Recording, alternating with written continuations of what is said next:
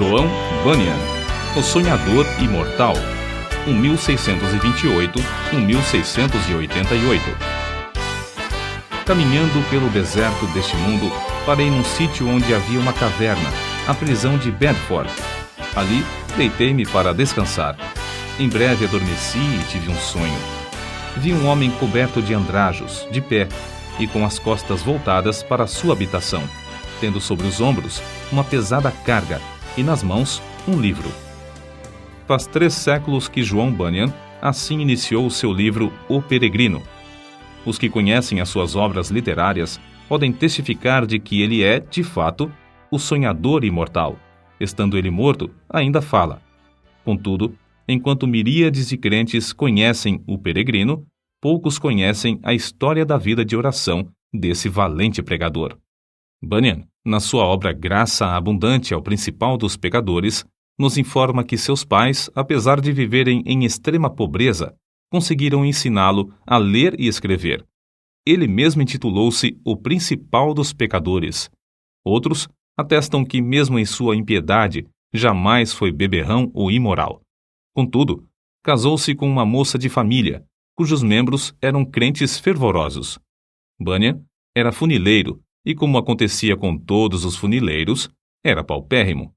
Ele não possuía nenhum prato nem uma colher, apenas 2 livros: O Caminho do Homem Simples para os Céus e A Prática da Piedade, obras que seu pai, ao falecer, lhe deixara. Apesar de Bunyan achar algumas coisas que lhe interessavam nesses 2 livros, somente nos cultos é que se sentiu convicto de estar no caminho para o inferno. Descobre-se nos seguintes trechos, transcritos de Graça Abundante ao Principal dos Pecadores, como ele lutava em oração no tempo da sua conversão.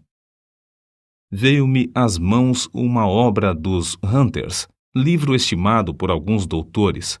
Não sabendo julgar os méritos dessas doutrinas, dediquei-me a orar desta maneira: Ó Senhor, não sei julgar entre o erro e a verdade.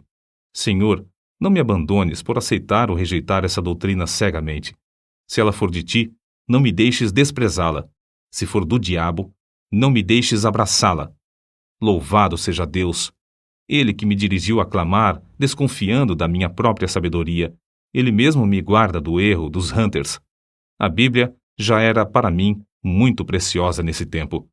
Enquanto me sentia condenado às penas eternas, admirei-me de como o próximo se esforçava para ganhar bens terrestres, como se esperasse viver aqui eternamente.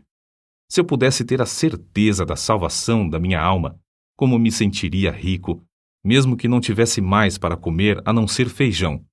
Busquei ao Senhor orando e chorando, e do fundo da alma clamei: Ó Senhor, mostra-me, eu te rogo, que me amas com amor eterno. Logo que clamei, voltaram para mim as palavras, como um eco: Eu te amo com amor eterno. Deitei-me para dormir em paz, e ao acordar, no dia seguinte, a mesma paz permanecia na minha alma. O Senhor me assegurou: Amei-te enquanto vivias no pecado. Amei-te antes, amo-te depois, e amar-te-ei por todo sempre. Certa manhã, enquanto tremia na oração, porque pensava que não houvesse palavra de Deus para me sossegar, ele me deu esta frase: A minha graça te basta. O meu entendimento foi tão iluminado como se o Senhor Jesus olhasse dos céus para mim, pelo telhado da casa, e me dirigisse essas palavras. Voltei para casa chorando, transbordando de gozo e humilhado até o pó. Contudo, certo dia, enquanto andava no campo, a consciência inquieta, de repente essas palavras entraram na minha alma: Tua justiça está nos céus. E parecia que, com os olhos da alma, via Jesus Cristo à destra de Deus, permanecendo ali como minha justiça. Vi, além disso, que não é o meu bom coração que torna a minha justiça melhor, nem que a prejudica, porque a minha justiça é o próprio Cristo, o mesmo ontem, hoje e para sempre. As cadeias, então, caíram-me das pernas. Fiquei livre das angústias. As tentações perderam a força. O horror da severidade de Deus não mais me perturbava, e voltei para casa regozijando-me na graça e no amor de Deus. Não achei na Bíblia a frase: Tua justiça está nos céus, mas achei o qual para nós foi feito por Deus sabedoria e justiça, e santificação e redenção. 1 Coríntios, capítulo 1, versículo 30. E vi que a outra frase era verdade. Enquanto eu assim meditava, o seguinte trecho das Escrituras penetrou no meu espírito com poder. Não pelas obras de justiça que houvéssemos feito, mas segundo a sua misericórdia nos salvou. Assim, fui levantado para as alturas, e me achei nos braços da graça e misericórdia. Antes temia a morte, mas depois clamei: quero morrer. A morte tornou-se para mim uma coisa desejável. Não se vive verdadeiramente antes de passar para outra vida. Oh, pensava eu, esta vida é apenas um sonho em comparação à outra. Foi nessa ocasião que as palavras herdeiros de Deus se tornaram tão cheias de sentido que eu não tenho como explicá-las aqui nesse mundo. Herdeiros de Deus. O próprio Deus é a porção dos santos. Isso vi e disso me admirei, contudo, não posso contar o que vi. Cristo era um Cristo precioso na minha alma. Era o meu gozo, a paz e o triunfo por Cristo eram tão grandes que tive dificuldade em conter-me e ficar deitado. Bunyan, ainda que lutando para sair da escravidão do vício do pecado, não fechava a alma aos perdidos, que ignoravam os horrores do inferno. Acerca disto, ele escreveu: percebi pelas Escrituras que o Espírito Santo não quer que os homens enterrem os seus talentos e dons, mas antes que despertem esses dons. Dou graças a Deus por me haver concedido uma medida de entranhas e compaixão pela alma do próximo, e me enviou a esforçar-me grandemente para falar uma palavra que Deus pudesse usar para apoderar-se da consciência e despertá-la. Nisso, o bom Senhor respondeu ao apelo de seu servo, e o povo começou a mostrar-se comovido e angustiado de espírito ao perceber o horror do seu pecado e a necessidade de aceitar a Jesus Cristo. De coração, clamei a Deus com grande insistência que ele tornasse a palavra eficaz para a salvação da alma. De fato, disse repetidamente ao Senhor que, se o meu enforcamento perante os olhos dos ouvintes servisse para despertá-los e confirmá-los na verdade, eu aceitaria alegremente. O maior anelo em cumprir meu ministério era o de entrar nos lugares mais escuros do país. Na pregação, realmente sentia dores de parto para que nascessem filhos para Deus. Sem fruto, não ligava importância a qualquer louvor aos meus esforços. Com fruto, não me importava com qualquer oposição. Os obstáculos que Bunyan tinha de encarar eram muitos e variados.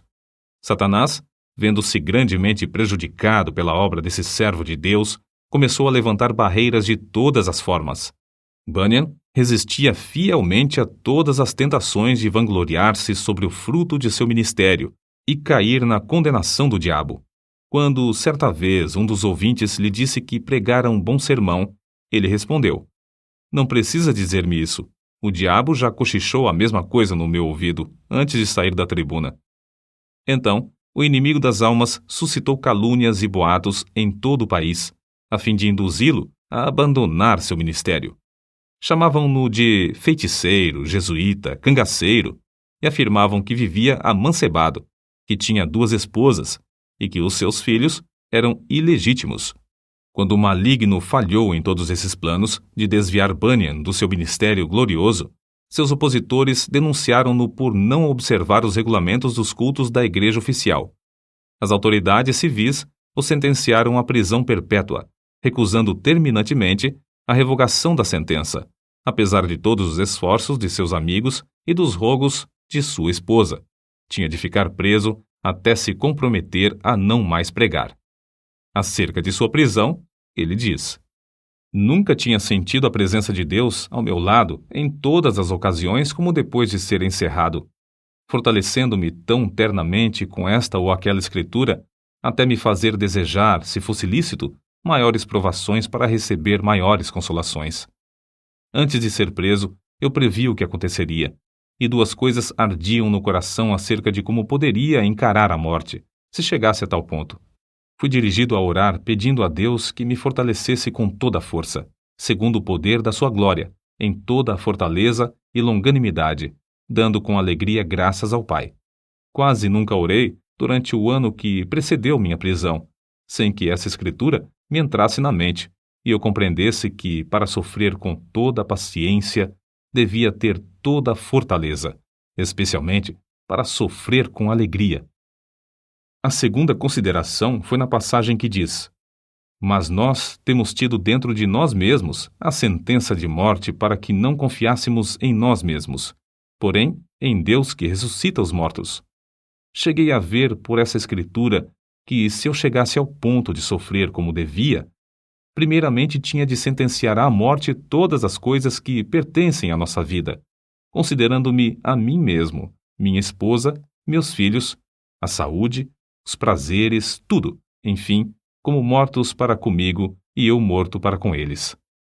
Resolvi, como Paulo disse, não olhar para as coisas que se veem, mas sim para as que se não veem, porque as coisas que se veem são temporais, mas as coisas que se não veem são eternas.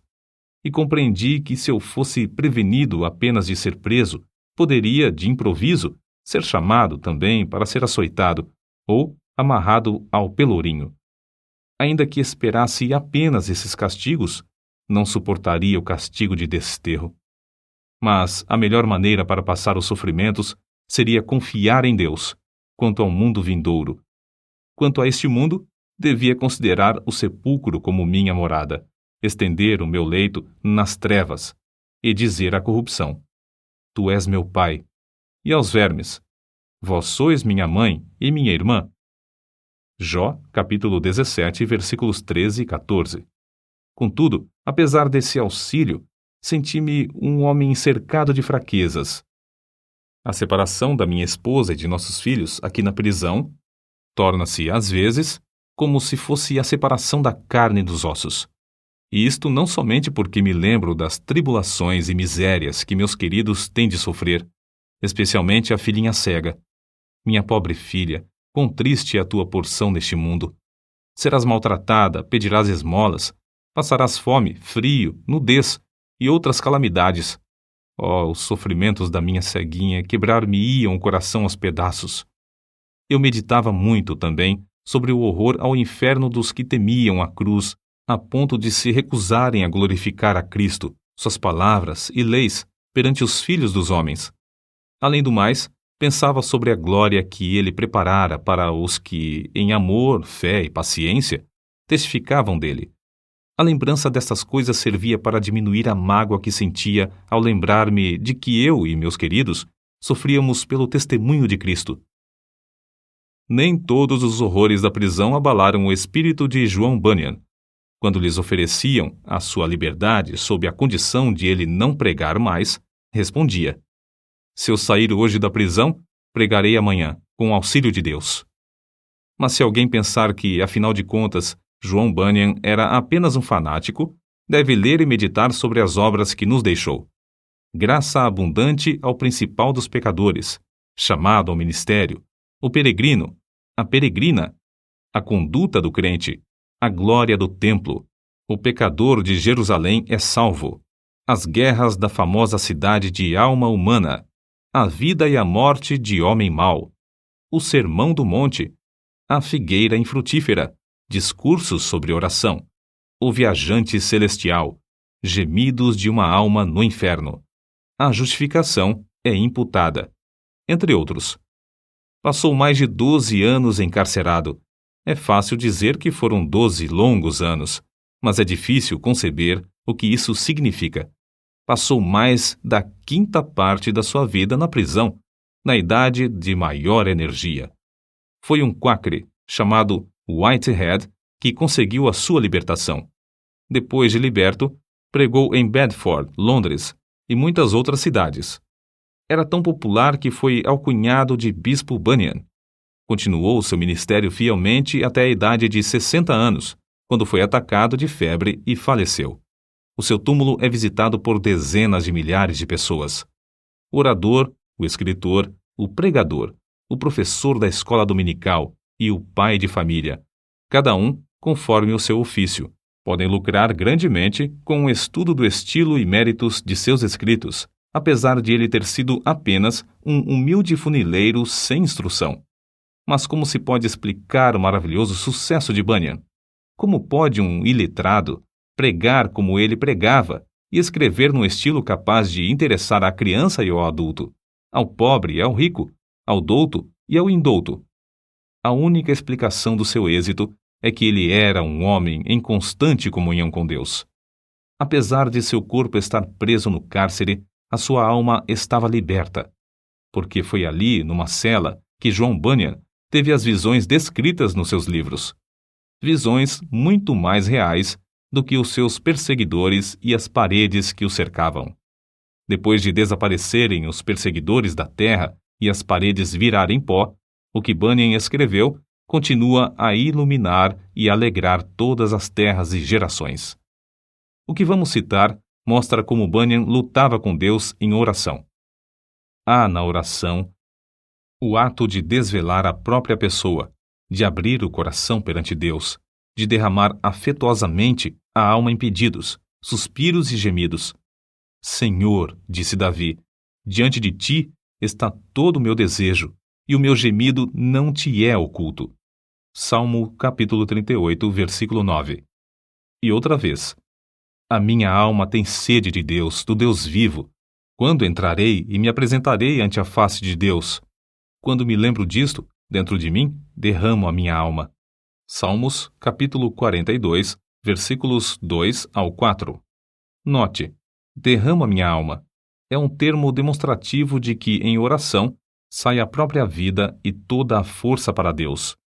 Em outra ocasião, escreveu: as melhores orações consistem, às vezes, mais em gemidos do que em palavras, e estas palavras não são mais que a mera representação do coração, vida e espírito de tais orações. Como ele insistia e importunava em oração a Deus, fica claro no trecho seguinte: eu te digo, continua a bater, chorar, gemer e prantear. Se ele se não levantar para te dar porque és teu amigo, ao menos por causa da tua importunação, levantar-se-á para dar-te tudo o que precisares. Sem contestação, o grande fenômeno da vida de John Bunyan consistia no seu conhecimento íntimo das Escrituras, as quais amava, e na perseverança em oração ao Deus que adorava. Se alguém duvidar de que Bunyan seguia a vontade de Deus nos 12 longos anos que passou na prisão de Bedford, deve lembrar-se de que esse servo de Cristo, ao escrever O Peregrino, atrás das grades, pregou um sermão que já dura quase 3 séculos e que hoje é lido em 140 línguas. É o livro de maior circulação depois da Bíblia. Sem tal dedicação, não seria possível conseguir o incalculável fruto eterno desse sermão pregado por um funileiro cheio da graça de Deus. Nota: Quakre, forma aportuguesada de Quakers, como eram mais conhecidos os membros da Sociedade dos Amigos, nome de uma comunidade de cristãos protestantes surgida no século XVII. No início, eram seguidores de um pregador leigo, o inglês George Fox, que, em 1647, começou a pregar a doutrina de Cristo dentro. Todas as pessoas podem sentir a palavra de Deus em suas almas, caso se esforcem para ouvi-la. Interpretavam literalmente as palavras de Jesus Cristo nas Escrituras. Eram contra prestar juramentos e contra a guerra. Destacavam-se sempre pela solidariedade. Em 1947, os comitês britânico e americano de socorro Quaker Internacional receberam o Prêmio Nobel da Paz. Enciclopédia em Carta.